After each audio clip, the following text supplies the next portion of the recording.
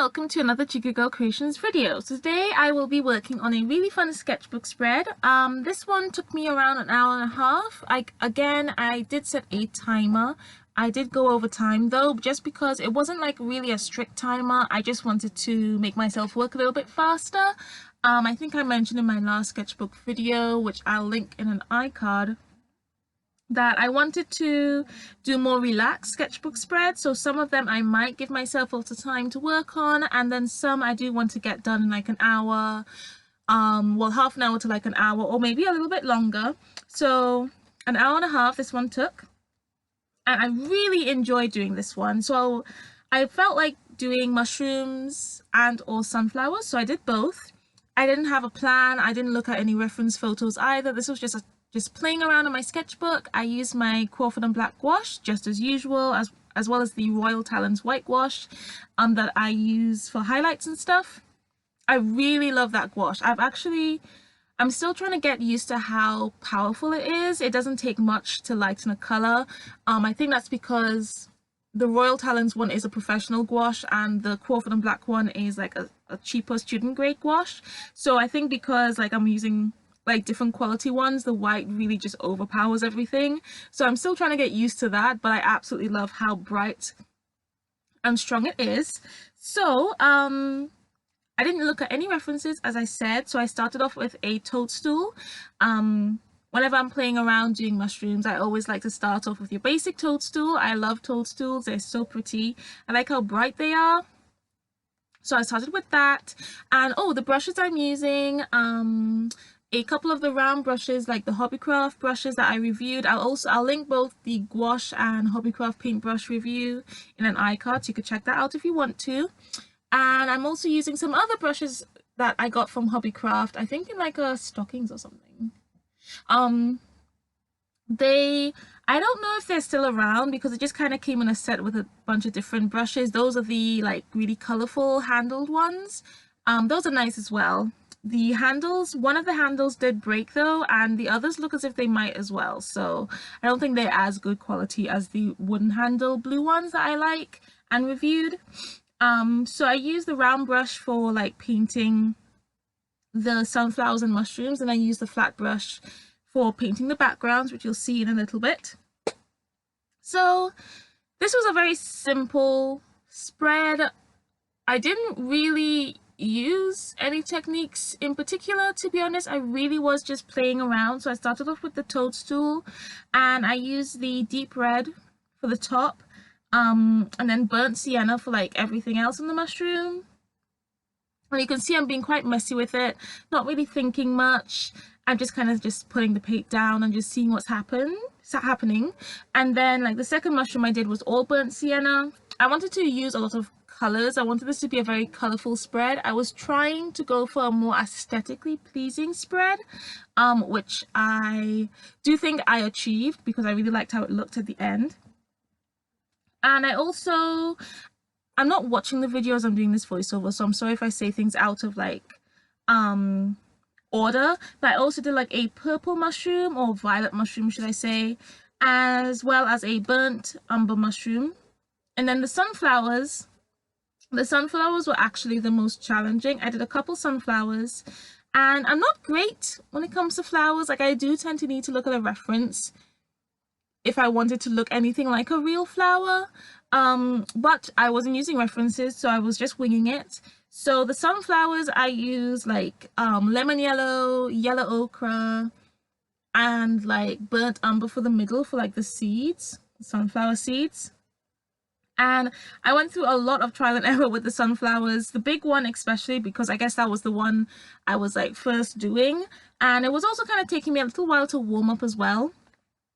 So I was just trying to make the petals by like pressing the paintbrush down and just using the shape of the paintbrush, which wasn't really working at first. I was trying to do a few layers with it, kind of mix the colors, have like the petals look slightly different, and then it got to the point where nothing was working out, so I just decided to just have like one set of petals and not go for like a very detailed looking sunflower. And I was just kind of layering randomly, kind of mixing the lemon yellow with the yellow ochre to have a slightly warmer but like bright yellow, and it finally, after quite a bit of trial and error, did start to look pretty decent. And I did the same for the little one, the little sunflower. And then for the seeds, I just pretty much used a paintbrush to just kind of dab on some texture. I used burnt umber, ultramarine, some of the yellow, and then white for highlights. I might even use some orange. I'm not too sure. It's quite a few layers, but you'll see as you watch the video. And that was starting to look a lot better. So the sunflowers did give me quite a bit of a challenge, but the mushrooms were nice and simple. I really did keep them simple. I did try to like make them all slightly different shapes though, just so the spread would look a bit more interesting. And yeah, and I also wanted to play with like outlining things with different colors instead of black. I don't like to use black a lot because it does dull down what I'm painting, and unless I don't mind it looking dull, I will use black, especially when with gouache, because it can be kind of tricky to get a dark color unless you use black, because like dark colors in gouache tend to shift lighter, but then light colors tend to shift a bit darker. The shifts a little bit odd. I'm still trying to get used to that, but yeah, so I wanted to play with different colors for outlining. So on the mushrooms, I used ultramarine to line with. I used a Rowney rigger brush, size 1, I believe. All materials will be listed below if you're like wondering exactly what I used. So I used that to line everything and add details wherever I wanted it to, and I thought that looked really cool, especially like on the toadstool and stuff where there's a really nice contrast. And then on the sunflowers, I used orange just to kind of go with that very sunny look. I felt like ultramarine just wouldn't really go, so I used orange, and I really liked how that looked. That was when I finally started to like the sunflowers, because before it just looked like yellow blobs, but once I added that detail, it looked so much better and I was a lot happier with it. Oh, I did actually add highlights before I went in with the details. I just went in with the white. I added like the white spots to the toadstools. I also kind of like, I'll keep on going in and adding more highlights until it's bright enough, just like a few layers. So like for the sunflowers, I added highlights to the tips of the petals, and to the mushrooms I added highlights like where the sun might be hitting. Very messily, to be honest. If I wanted it to look a little bit more 3D, I would have put a smaller highlight on the opposite side of the mushroom to make it look a little bit rounder, but at the time I wasn't really thinking of that, to be honest. I did kind of do that on the violet mushrooms though, and then I went in with the outlines, and that started to make everything pop really nicely. I was really liking how it looked, but it still looked really plain. There was too much white space, so I went in and added backdrops to all of the illustrations, or doodles should I say. So for the toadstool, I did sap green. For the big sunflower, I used cerulean. For the little one, I used violet. For the burnt umber, so the dark brown mushroom, I used deep red. For the light brown mushroom, the burnt sienna one, I used deep red mixed with white to make a kind of pinky color, like a dusky pink. And for the violet mushroom, I used lemon yellow. And the colors I chose were to like contrast with the images I was painting around. So blue and yellow, or blue and orange, contrast beautifully. Purple and yellow contrast really nicely. Green and red, purple and yellow again, and orange, they contrast really nicely. And basically, if you want to find a contrast, it's the color on like a color wheel, it's the colors that are opposite each other that contrast. So they tend to create a really nice contrast, but if you mix them together, they make brown because they're like opposite colors. So yeah, it's good to know your color theory, because then you get to really play with colors and it's easier to understand, like make those kind of decisions. And yeah, once I started to add those backdrops, everything started to look really good. Everything was popping. Because some things were kind of close together, sometimes like the backdrop, like different backdrops were next to each other, so it would kind of look like they were clicking together like a puzzle, and I really like that look. So I'm super happy with how this spread turned out. I love all the colors, right down my alley. I love color. So I love all the colors. I'm really happy with like how everything turned out, and I think these would be really cute like stickers. I mean, this is quite like messy, so but I think this style of sticker would be really cool, so maybe I can play with that in the coming months.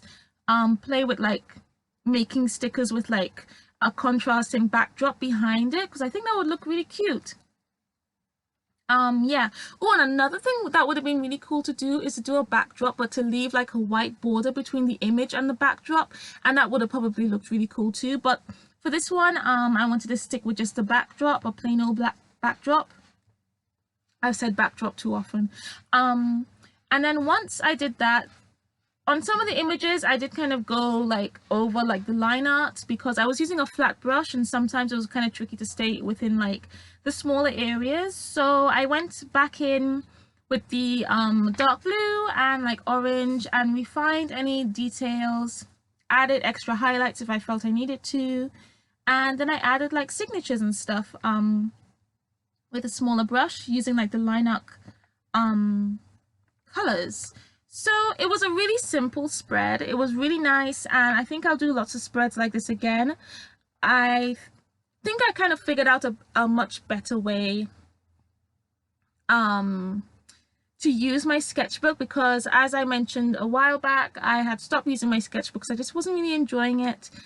And now I think like the stuff I'm doing, because I have done a couple other things, check out my Instagram, because not everything is on video. I have done a spread that I'll be posting, well, I would have already posted by the time this video is out. So yeah, so check out, if you're not following my social medias, please do. That's where I post anything that's not on a video. And yeah, so I really do enjoy this kind of like sketchbook spread, and I think unless I'm really studying something, I will like put a timer on, just so I don't spend all day on a sketchbook spread, because I don't want to all the time. Sometimes I do want to do something quick, but without a timer I don't rush myself as I should do. So if you struggle like me to like, you go, oh, this is just going to be a quick doodle or a quick sketch, and then like 4 or 5 hours later you're still working on it, put a timer on, and it just, for me, it just automatically makes me work a little bit quicker or make decisions faster, because sometimes I could be like deciding what color to use for a backdrop or where to put a highlight for ages, for too long. So the timer being there does make me work a lot faster and make me make decisions a lot quicker than I normally would. Oh, and the sketchbook I'm using, I didn't mention, is also by Crawford and Black. It's not really meant for wet medium, to be honest. It does tend to warp quite a bit, but I have used wet medium on it, and to be honest, it's not bad. You get Crawford and Black stuff from the works. And yeah, I am kind of close to finishing actually, which is crazy. I have a few pages to do. Oh, that's cool. I didn't realize that. So yeah, I have a few pages to do. Of course, when I finish it, I will do like a flip through. So the next sketchbook I'll be moving on to is the one by Strathmore, which I reviewed a while back. I'll link that if you want to see that. So yeah, I'm looking forward to finishing the sketchbook and moving on to a new one, trying new papers. I really want to find one that's good for like watercolor and stuff, and really dealing with a lot of wet medium, because that's what I tend to do. I tend to use more paint than pen or pencil in my sketchbooks. So yeah. But yeah, no, this was a really fun spread to make, and I would recommend trying something like this. Like, you know, pick something you want to draw or paint or anything, and then like add backdrops and stuff. And you can do this with all sorts of different mediums. I just use gouache because I like to use gouache in my sketchbook. So I think that's pretty much it. Ooh, quick heads up. This is my second to last video before I take a break. I've already mentioned it on Patreon, but I will be taking a break from October onwards from videos. I'll still be on Instagram and Facebook, but I'm just doing a quick thing here. I'll probably just do a really short video explaining why and like kind of what I'll be working on my break. But yeah, I just wanted to do a heads up. So if you're watching me for the first time and you've enjoyed this video, please do subscribe and click the notification bell for when I come back, because I will be coming back. This isn't a forever break. Yeah, I just need to have a break to kind of look things over, but I'll do a short video explaining why. So it's the second to last video. I have one more video before my break starts, and I thought I would just give a heads up. So if you enjoyed this video, please do give it a thumbs up. Subscribe if you haven't already. Click that bell so you get notified whenever I upload a new video, especially since I'll be going on a break soon. And yeah, let me know what you think of in the comments below. Which image was your favorite? And if you like drew along, sketched along, or you're inspired by this video and you share, please do tag me on Instagram and Facebook. Again, all those links are down below. So thanks again for watching. I hope you enjoyed, and I will see you guys next week. Bye.